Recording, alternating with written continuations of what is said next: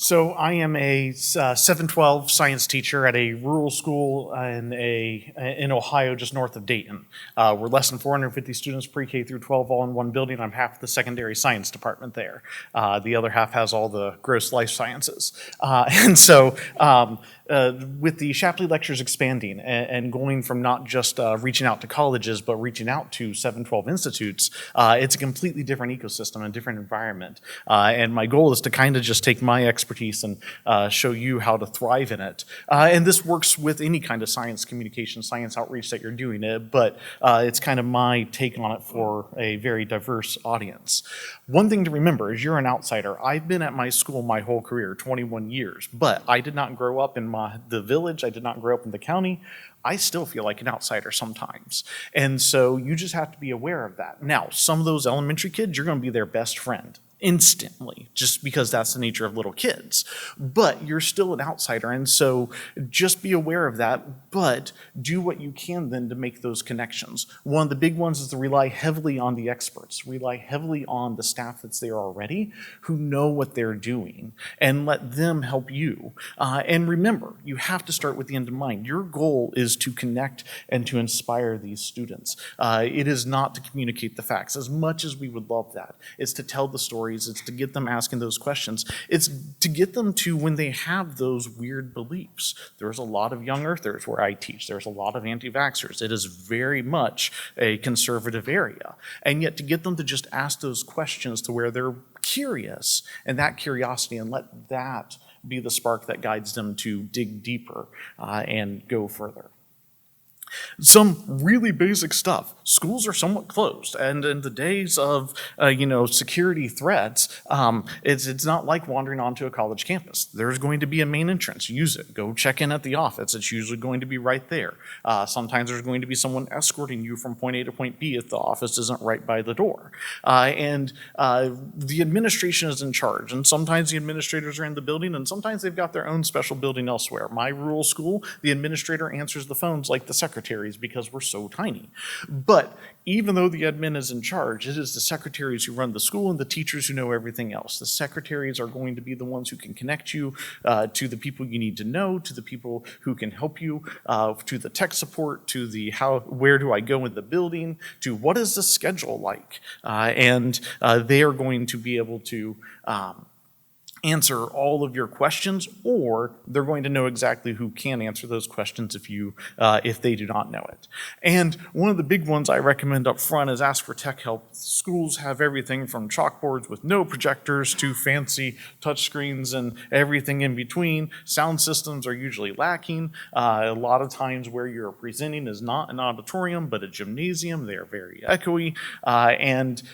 So ask for that tech help up front early on. I highly recommend. And the other thing that goes with this as well is the more you start to rely on them, the more you start to make those inroads. Maybe you don't need the tech help, but you ask for the tech help because you're starting to do that as a way of establishing rapport, as a way of starting to make those little connections so that they don't feel like there's this huge disparity, this huge gap between you and them. Like I said, secretaries will help connect you to others. They know the schedule in the building. One of the big things with the schedule is a lot of times schools don't or can't turn off that bell. And so you're giving an hour-long lecture and their classes are 45 minutes. You're going to have 2 bells interrupt you at least, if not more. And they're going to try to schedule it so you have as few interruptions, but you're going to have those interruptions. Just knowing there's going to be a bell going off while I'm talking is useful. And so they're going to know all that. And like I said, they're going to connect you to who you need to be connected to. Teachers are the experts, and they're going to be able to help you plan and prepare, and they're going to help you once you're there on site. They are the ones who are excited to have you in there. They're the ones who are looking forward to what you're going to do, to the variety that you're going to bring to the classroom, to their daily routine, to engage and excite those students. But before you get there, as part of your planning process, especially if you have time to plan, is What is the student body like? What do they know already? What is their background knowledge? Because we have to take them from wherever they are to where we want them to be, but you have to know where they are. And certainly being able to do that as you're talking is important as well, getting that kind of live feedback. But and the more you can prep ahead of time because you know what they're interested in, you can communicate any groundwork. Hey, would you mind just sharing this with them, or prepare them this way? Ask them to do this ahead of time. Give you that kind of feedback. Draw a picture before I come in, and then let me see the pictures as I come in, and then you're getting that kind of feedback and not burning up the time. You can have the teachers lay some groundwork for you with that. But in education, we try to reach all students, but frequently we're aiming for the middle. We know we can pull the lower ones up, and we know the upper ones understand if we have to slow the pace down a little bit. The goal is to push them, but you're going to want to understand what is that middle, because in one school versus another, it's going to be very different. Once you're there, let the teachers do their thing. And one of the big things, the most empowering things you can do is to encourage the teachers, please interrupt. Please do what you need to do. Give them that permission. Sometimes they're afraid to step on your toes, and then they're not sure it's okay to, but we know whether the students are getting it or not. We work with them all the time, and we start to see that body language, and we give them permission to wait a second, would you explain that again? Would you define that again? The number of times I'm reading a book and there's an acronym defined, and then 5 pages later I'm having to go back and look up what that acronym is over and over again, avoid the acronym. Or let the teacher, hey, would you refresh us on that real quick? Would you use the acronym but have it defined every time you have it on a slide or whatever it is? Let them interrupt and help you build those bridges, because teachers have to do that kind of scaffolding. Teachers know how to monitor the student reactions, and they know, yeah, that kid's always going to doze off, and you don't need to let that discourage you. They know that kid's background and their home life, and you know what, it's okay that that kid's taking a nap right now. They know that that kid is disruptive because they're labeled as emotionally disturbed, and the right way to handle it if they're being disruptive. And you can let them take care of all the discipline stuff, all the bad stuff about teaching. Discipline and grading, it's the worst. Let them do that, and you get to be the fun person that the teachers connect with. If you're concerned, I'm not sure about that group over there, catch the eye of a teacher you've worked with already, catch the eye of a secretary, administrator, and just pause for a second and let them do their thing, and you move on with your thing. Don't let it disrupt you. Like I said, during the presentation, you definitely want to teach to the middle, but to bring those low people on and to keep everyone engaged, you need to have multiple hooks, multiple ways to engage them. And it doesn't have to be a hands-on activity during your lecture. Your classroom stuff, ideally, yes, the things that you're doing outside of the main event. But have multiple hooks, have a visual, have a video, have a Q&A time. Turn the tables, and you Q and they A. Have them make a hypothesis, have them make a prediction. It forces them to think, it forces them to get engaged. The other one, attention, is limited. It is a very finite resource, and depending on the age of your audience, it's usually said their grade plus 5. And so don't expect to hold a kindergartner's attention for more than about 5 minutes without giving them a break. A high schooler's attention, maybe you're lucky to get 15 minutes, 20 minutes, but you need to give them those breaks. And it doesn't need to be this, oh, I'm just not doing anything now. It's shifting gears. Now's the time to do that visual. Now's the time to do a demonstration, a hands-on something. I need an audience volunteer, whatever it is, but you give them those brief brain breaks, and they don't have to be long, a couple minutes here and there, just to toss up some variety there. And be prepared for the off-topic questions. Hopefully you get a lot of intelligent questions, but you're going to get all of the weird ones. And you have to be able to just be ready for that. You need to be authentic. You've got to be yourself. Don't fake the answers. Don't blow off a question. Be yourself in doing this. And with those off-topic questions, use them as a hook, as a bridge to bring them back. Bring them back to the science, bring them back to the engagement, bring them back to being interested.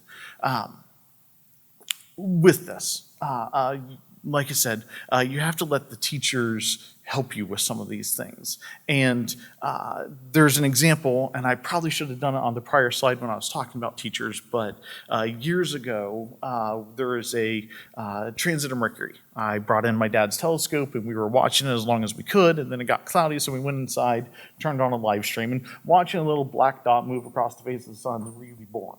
And so this NASA live stream, they had that off in the corner while they had this webinar live stream between, I think it was some JPL engineers and a classroom, I'm pretty sure, here in Arizona. And it was a group of third or fourth graders, and one kid comes up, and his question is, why doesn't Mercury burn up as it goes across the face of the sun? Now, the engineer knew that that student was thinking that Mercury was rolling across the face of the sun. And that engineer knew there was distances in between and says, well, they're not close to one another, and then immediately goes into an example of, like, you wouldn't expect me here to turn on a hose and it hit you over there. And, like, the kid is baffled. And I'm in the back of my classroom, and I just muttered to myself, that's so stupid. And one of my students turns to me and says, you think you're smarter than that NASA guy? I said, about teaching, yes. I said, he can design that rover and do all sorts of amazing things that I'm jealous of. I said, but that kid is stuck. And when they're stuck, you have to figure out how to get them around that. And you can rely on the teachers to help you. And the student goes, well, how would you do that? I said, get down eye level with the student. If you're there, that's a connection. That's that rapport that you're building real quick. Get down eye level with that student. Hey, does your teacher have some balls? Give that teacher the permission, or that student the permission to boss the teacher around for a second. That's that much more rapport. Teacher goes and grabs 2 different balls if they have them. If they don't, okay, fingers, we're going to do this. And you walk them through that and see how it looks like. That's the skills the teacher have. When a student encounters a hurdle, I've got to figure out how to get them over it, but I don't just have to get them over it. The goal's down there. I can get them around it, under it, through it. Rely on the teachers to help you, and just be ready to adapt to those kinds of circumstances, because you're going to get the weird stuff.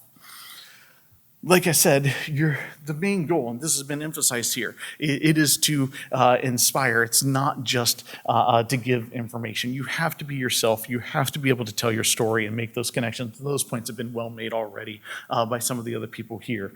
One of the big ones I want to add to that, though, give next steps. Give them hey, if this interests you, here's what you do next. And what an elementary kid does is different than what a senior in high school does. But what are the next steps? How can you find out more? How can you engage more? How can you keep up this? Because as much as we want to inspire, that emotional high isn't necessarily going to stay there the whole time, and there's going to come the getting to the grind and getting to the information for the students who want to follow in your footsteps. And that's really what we want to do, is we want to encourage them and inspire to do that. And have some things that they can have. The takeaways, those kids go home and they're excited about it, especially if you're doing school stuff and then the big public lecture later. Those kids going home excited with something to show for it, then the parents are interested to come in, and then you're starting to build bridges and connect the whole community. There's one other thing I was going to say here, and that is simply that now is the time to intervene. Like, we have to do this. My rural community, it used to be, we're an affluent rural community, which is an oddball outlier, but we used to have everyone going to college. Everyone who graduated, maybe 1 or 2 students in a graduating class out of 40-ish, because we're tiny, but I'm watching those numbers plummet. I'm watching the trust in science plummet. And we can have to take things like this that can engage them and use them to stop that trust from eroding. And we don't do it with the facts and figures. We do it with telling our stories and being excited and being passionate and inspiring them. I have a take home of all of this information that I left back at the hotel. So take a screenshot there or wait till the video is uploaded, and we'll make sure that we have that document available to you. Thank you for your time.